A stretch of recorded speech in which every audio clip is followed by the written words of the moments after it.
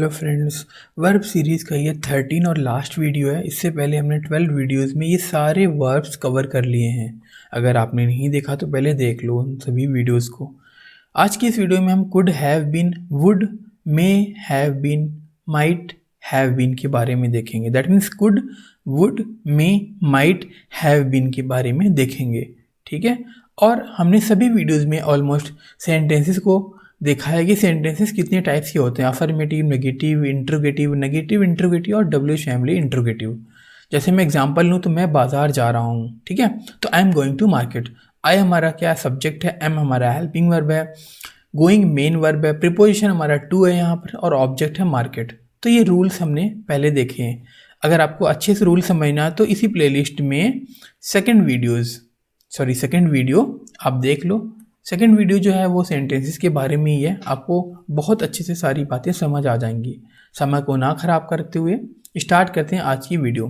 Could, may, might, have been कब use करते हैं हम? जब हमें लास्ट में दिखे हो सकता था, या हमें बोलना हो सकता था लास्ट में पॉसिबिलिटी के लिए, तब हम वहाँ पर कुड, मे या माइट, हैव बीन को यूज़ करेंगे। एग्जाम्पल देखते हैं हम।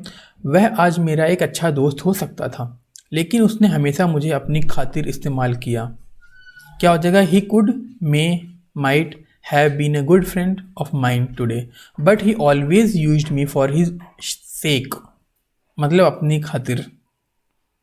दोबारा से इस सेंटेंस को देख लेते हैं। वह आज मेरा एक अच्छा दोस्त हो सकता था, लेकिन उसने हमेशा मुझे अपनी खातिर इस्तेमाल किया। ही कुड, मे, माइट कोई सा भी एक यूज़ कर सकते हो। उसके बाद have been a good friend of mine today, but he always used me for his sec.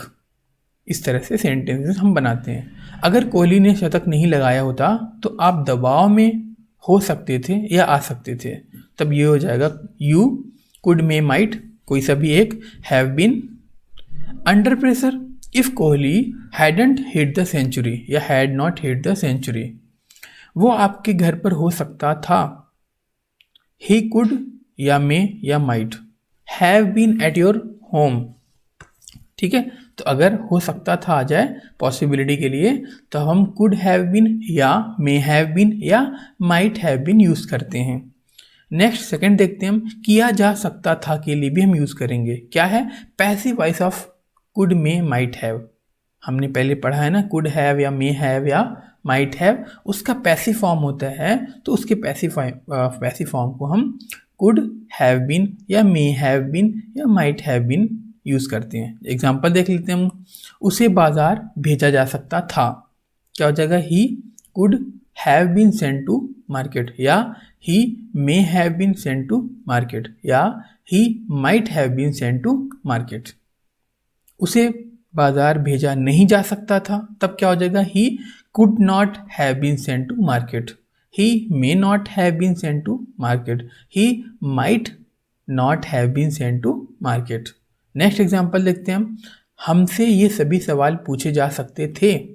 we could have been asked all these questions, we may have been asked all these questions, we might have been asked all these questions. Next example देखते हैं हम। उन्हें कभी भी देखा जा सकता था। They could have been seen anywhere. उन्हें कहीं भी की इंग्लिश होती है anywhere, तो they could have been seen anywhere. उन्हें कहीं भी देखा नहीं जा सकता था, तब हो जाएगा they could not have been seen anywhere. They may not have been seen anywhere, या they might not have been seen anywhere. Next देखते हैं हम वुड हैव बीन के बारे में। होता, हो चुका होता या बन चुका होता, ऐसे किसी भी सेंटेंस के आखिर में दिखे तो आप समझ जाओगे वुड हैव बीन यूज़ करना है आपको। एग्जाम्पल देखते हैं हम।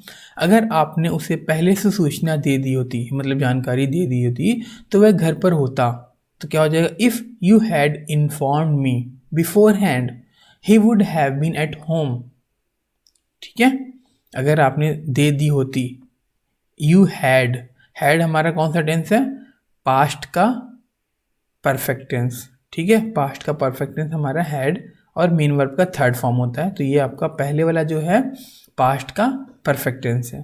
तो ये यहाँ पर लिखोगे if you had inform me inform him beforehand he would have been at home. अगर आप कल ही मेरे पैसे वापस कर देते तो मैं और अधिक संतुष्ट होता, मतलब सेटिस्फाई होता। क्या हो जाएगा? I would have been more satisfied if you had return my money yesterday itself.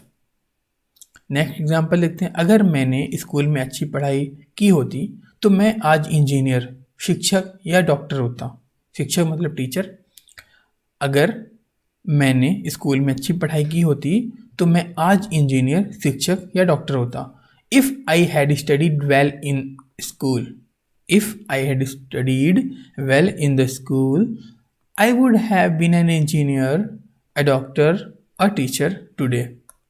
ठीक है, इस तरह से हम सेंटेंसेस बनाते हैं। नेक्स्ट देखते हैं हम,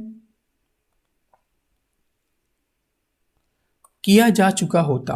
passive voice of would have. Would have हमने पहले पढ़ा है, उसका पैसिव वॉइस यूज़ करेंगे हम would have been, as a would have been. तो एग्जाम्पल देखते हैं हम, किया जा चुका होता वाला। वे अब तक पकड़े जा चुके होते। They would have been caught by now. Main verb का थर्ड फॉर्म यूज़ होता है, आपको पता ही है, इससे पहले की वीडियोज़ हमने देखा था। दोषियों को अब तक सलाखों के पीछे भेज दिया गया होता। द कल्प्रिट्स मतलब दोषियों would have been sent behind the bars by now. ठीक है, नेक्स्ट देखते हैं हम, यदि हमने अनुरोध मतलब रिक्वेस्ट किया होता तो हमें सभी महत्वपूर्ण दस्तावेज उपलब्ध कराए जा चुके होते। इंपॉर्टेंट डॉक्यूमेंट्स होते जो हैं उसको हम हिंदी में कहते हैं महत्वपूर्ण दस्तावेज। ठीक है, यदि हमने अनुरोध किया होता तो हमें सभी महत्वपूर्ण दस्तावेज उपलब्ध कराए जा चुके होते। If we had requested we would have been provided all the important documents.